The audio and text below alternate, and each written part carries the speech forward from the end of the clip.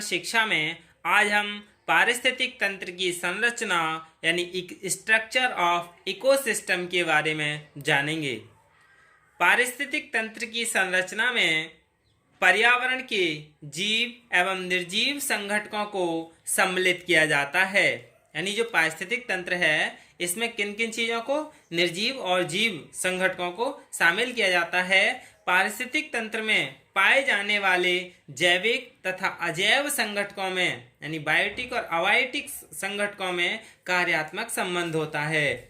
The structure of the ecosystem includes the organisms and non-living components of the environment.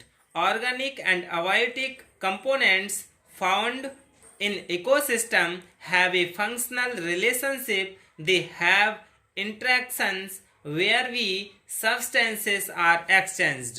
यानी इनमें पारस्परिक क्रिया होती है। किनमें? जीव और निर्जीव जो हैं इन सभी संघटकों में पारस्परिक क्रिया होती है जिससे पदार्थों का आदान प्रदान होता है। और ये जो पारिस्थितिक तंत्र की संरचना है इसे दो भागों में बांटकर किया है, जैविक संघटक और अजैविक संघटक। तो सबसे पहले हम जैविक संघटक के बारे में जान लें कि जैविक संघटक क्या है। जैविक संघटक यानी बायोटिक कंपोनेंट्स। जैविक संघटक में नाना प्रकार के जीव सम्मिलित हैं जिनके परस्पर संबंधों का आधार क्या है? भोजन है। यानी जो बहुत सारे संघटक हैं जैविक संघटक, उनमें जो जीव हैं कई प्रकार के, उनमें क्या संबंध है आपस में? भोजन का संबंध है। भोजन प्राप्त करने के तरीकों के अनुसार जीवों को दो मुख्य वर्गों में बांटा है। कौन कौन से? स्वपोषी और परपोषित संघटक यानी ऑटोट्रॉफिक और फोटोट्रॉप्स हेटरोट्रॉफिक। तो सबसे पहले हम स्वपोषी यानी ऑटोट्रॉफिक के बारे में जान लें कि क्या है। ये जो स्वपोषी है ये जीव हरे पौधे हैं जो भोजन का निर्माण स्वयं सरल तत्वों और ऊर्जा की सहायता से करते हैं। ये पौधे साधारण अकार्बनिक पदार्थों को प्राप्त कर सूर्य प्रकाशीय ऊर्जा में प्रकाश संश्लेषण क्रिया द्वारा अपने भोजन का संश्लेषण करते हैं। स्वपोषी घटक को उत्पादक भी कहते हैं यानी इन्हें प्रोड्यूसर भी कहते हैं। इसका कारण यह है कि हरे पौधे भोजन का निर्माण कर उन्हें संचित करते हैं।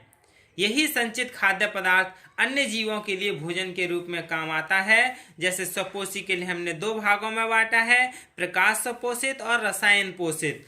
प्रकाश स्वपोषित यानी फोटोट्रॉप्स, इस श्रेणी में वे पौधे सम्मिलित हैं जो प्रकाश संश्लेषण के समय सौर्यिक प्रकाश से ऊर्जा प्राप्त करते हैं। ऐसे जीवों के मतलब उदाहरण जान सकते हैं जैसे फर्न, मांस, शैवाल, कोणधारी पौधे और कुछ बैक्टीरिया भी हैं।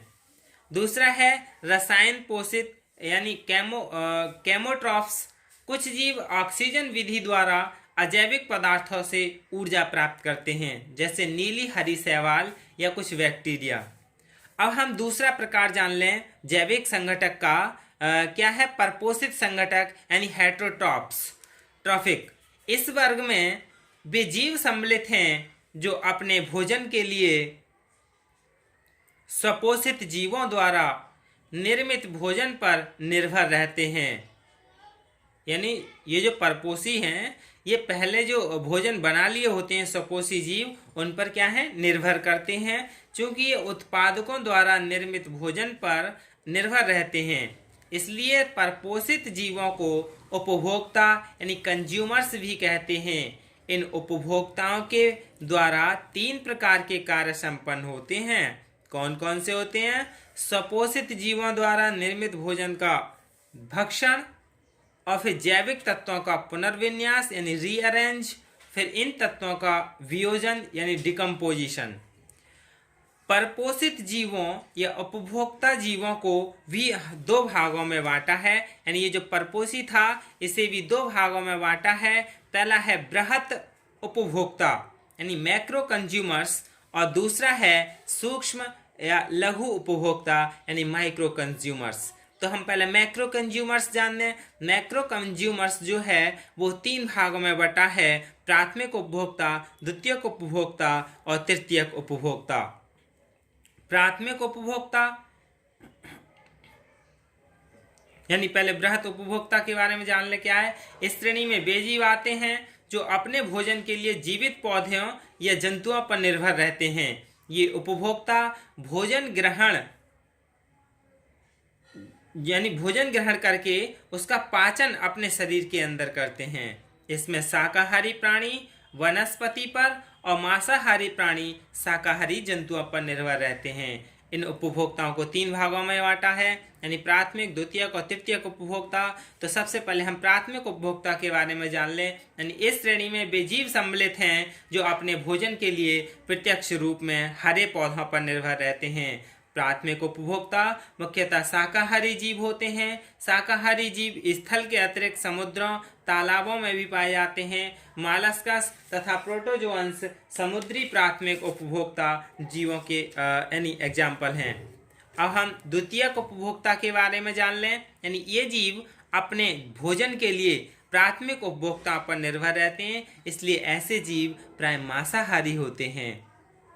तीसरा प्रकार है तृतीयक उपभोक्ता। इस श्रेणी में वे जीव सम्मिलित हैं जो अपने भोजन के लिए द्वितीय श्रेणी के मांसाहारी और शाकाहारी पर निर्भर रहते हैं। ये उत्पादकों का भी भक्षण कर लेते हैं। मानव इस श्रेणी में आता है, यानी मनुष्य के लिए सर्वाहारी इसीलिए कहा जाता है। अब हम दूसरा प्रकार जान लें क्या है। यानी सूक्ष्म जीव या लघु यानी माइक्रो कंज्यूमर्स। इस श्रेणी में जीवाणु, कवक यानी फंगी जिसे बोलते हैं तथा मृतोपजीवी सम्मिलित हैं जो कार्बनिक पदार्थों को उनके अवयवों में विघटित कर इस भोजन को अवशोषित कर लेते हैं। इस प्रकार के जीव उत्पादक व उपभोक्ता यानी प्रोड्यूसर और कंज्यूमर्स के मृत शरीरों पर क्रिया करते हैं। यानी ये क्या था, जैविक घटक था। यानी जैविक घटक के लिए इसे हम इस तरह से भी समझ सकते हैं। यानी सूर्य के प्रकाश से जो हरे पौधे होते हैं वो प्रोड्यूसर यानी उत्पादक का काम करते हैं और फिर ये कार्बनिक पदार्थ की सहायता से यानी वायु की सहायता से उपभोक्ता यानी शाकाहारी पक्षी और मांसभक्षी यानी ये सब क्या करते हैं, पर्यावरण जल के द्वारा फिर अपघटित हो जाते हैं, फिर कार्बनिक मृदा में मिल जाते हैं। यानी इस तरह से क्या ये चक्र चलता रहता है। ये क्या पारिस्थितिक तंत्र के प्रमुख सभी क्या हैं, अंग हैं। पारिस्थितिक तंत्र की संरचना को 2 भागों में बांटकर समझा था, यानी जैविक संघटक और अजैविक संघटक। तो अब हम अजीवीय संघटक यानी अबायोटिक कंपोनेंट्स के बारे में जान लें कि क्या है। अबायोटिक कंपोनेंट्स जो है वो 3 भागों में बांटा है। तो अबायोटिक कंपोनेंट्स यानी अजीवीय संघटक भौतिक वातावरण से बनते हैं। इनको 3 भागों में बांटा है, अकार्बनिक पदार्थ, कार्बनिक पदार्थ और जलवायवीय कारक। यह तो प्रकृति में 90 तत्व विद्यमान हैं, किंतु इनमें से 30 से 40 तत्व जैव जगत के अस्तित्व को बनाए रखने में काम आते हैं। इनमें से भी कुछ अत्यंत आवश्यक हैं जिनके बिना जीवन असंभव है, जैसे कार्बन, ऑक्सीजन, नाइट्रोजन, हाइड्रोजन, खनिज पदार्थ, जल, प्रकाश आदि। शेष तत्व थोड़ी मात्रा में काम आते हैं। अजैविक संघटक को इस तरह से समझ सकते हैं, जैसे कि सबसे पहला है अकार्बनिक पदार्थ। यानी अकार्बनिक पदार्थ यानी inorganic components, carbon, oxygen, nitrogen, hydrogen, carbon dioxide, खनिज पदार्थ, मृदा, ऑक्सीजन। पारिस्थितिक तंत्र के सुचारू रूप से चलने के लिए जलवायु संबंधी घटक एवं विभिन्न प्रकार के खनिज लवणों का संचार अत्यंत आवश्यक है। मृदा में मिश्रित खनिज पानी के घोल के साथ पौधों को पोषक तत्व प्रदान करते हैं जिनका जीव जंतु उपयोग करते हैं।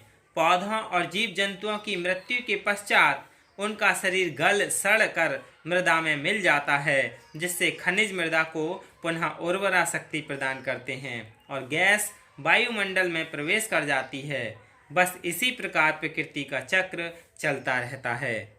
दूसरा है कार्बनिक पदार्थ यानी ऑर्गेनिक कंपोनेंट्स।